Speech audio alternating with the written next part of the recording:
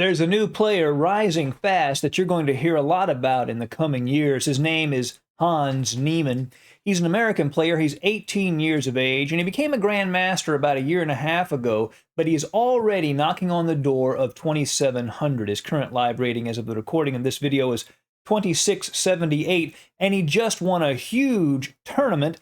I'll try to pronounce this. It's the Tepe Sigeman tournament in Malmo, Sweden. And this tournament was full of players that were 2,600, very close to 2,700. Some of the all-time greats like Michael Adams and Alexei Shirov were in this tournament. Saleh Salem, who was 2,690, was in this tournament. And Hans Niemann won it. And really, for an 18-year-old, I think he's 60-something in the world right now, but rising fast. And today I have a game of his from this tournament against Saleh Salem, who had the white pieces in the game. Hans Niemann has the black pieces. Let's jump right in. Salem plays d4. Hans Niemann plays knight to f6. Very quickly we get a Nimzo-Indian on the board. Black, of course, is trying to control the e4 square. e3, the Rubinstein variation. Castles bishop to d3. d5 attacking the center. Knight to f3. dc4. Pawn takes. And the way black likes to attack this structure in this position is to play the move c5, which was played by Hans Niemann. Basically what he's trying to do is create an isolated pawn at d4. Castles, captures, and we have an IQP on the d4 square, the isolated queen's pawn. So black's going to want to trade pieces and control the square in front of the pawn. White's going to try to use the pawn to start an attack on black's king. b6, the idea is to put the bishop on the long diagonal and also control the d5 square in the process. Rook to e1, wants to keep e5 under control. Bishop to b7, bishop to d3, rerouting the bishop, aiming it at the h7 pawn. h6, Hans Niemann wants to control the g5 square, but this also does give white some targets. Perhaps a sacrifice could be played here. It loosens up this diagonal also. Bishop f4, knight to c6. Attacking d4. It can't be captured yet because knight takes, queen takes. Try to visualize. That's right, bishop to h7 check would cause the queen to fall. So it's not hanging yet, but there's pressure on it. a3 hits the bishop. The bishop goes back to d6 to challenge this bishop on f4. Remember, black wants to trade pieces.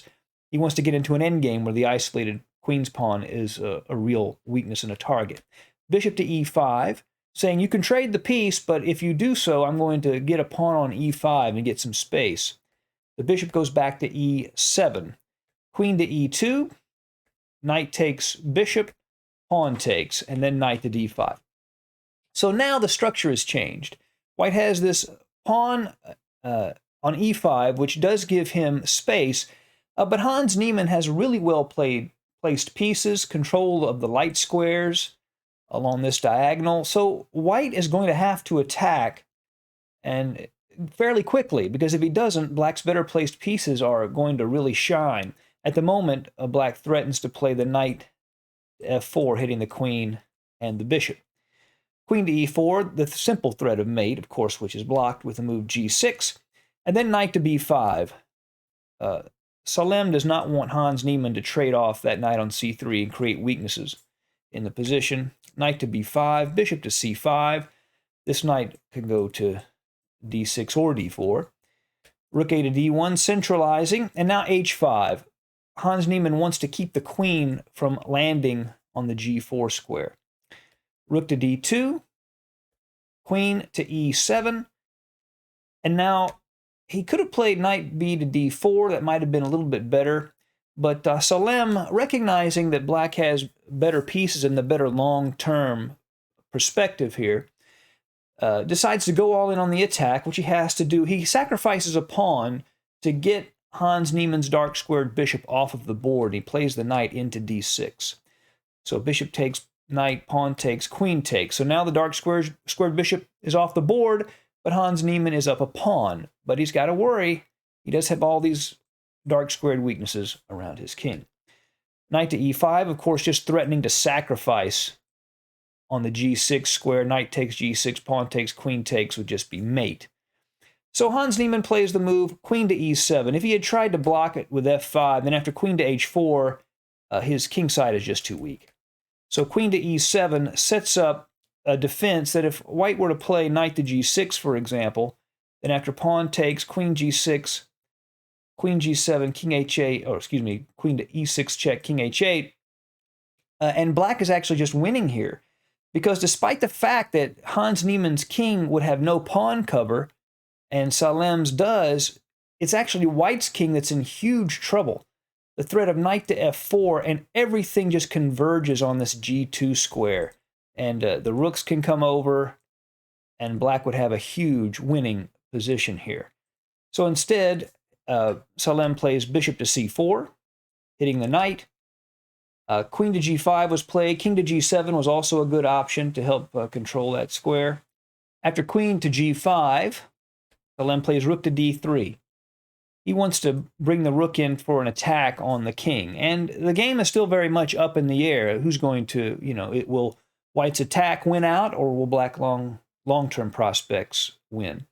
Rook a to d8, h4 pushes the queen away, queen to f5, and now queen takes queen, gf5. ef5 would be a mistake because now you just win the material because of the pin on that file. So you have to take with the g-pawn. And white has lost the queen, but there are still attacking prospects in the position, not direct attacks on the king, but other ways of putting pressure on black.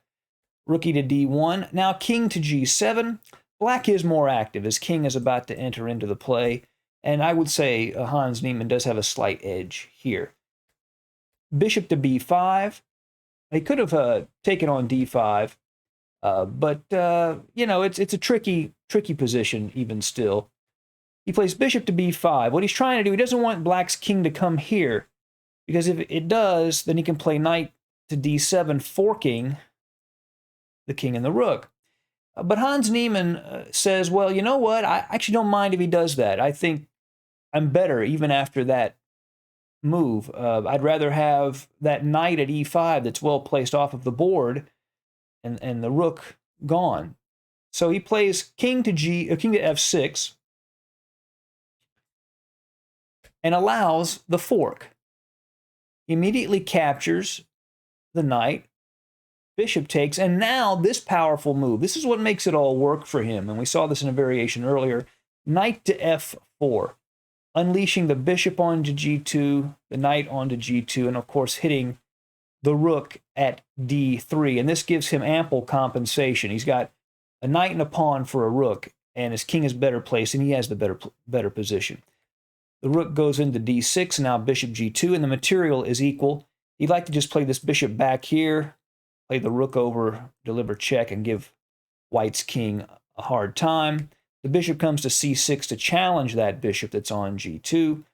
Rook to g8, backing it up. Bishop g2, rook takes g2 check, king to f1, rook to h2, threatens mate at h1, but also threatens the h4 pawn, which will now be lost, king to g1, and rook to h4.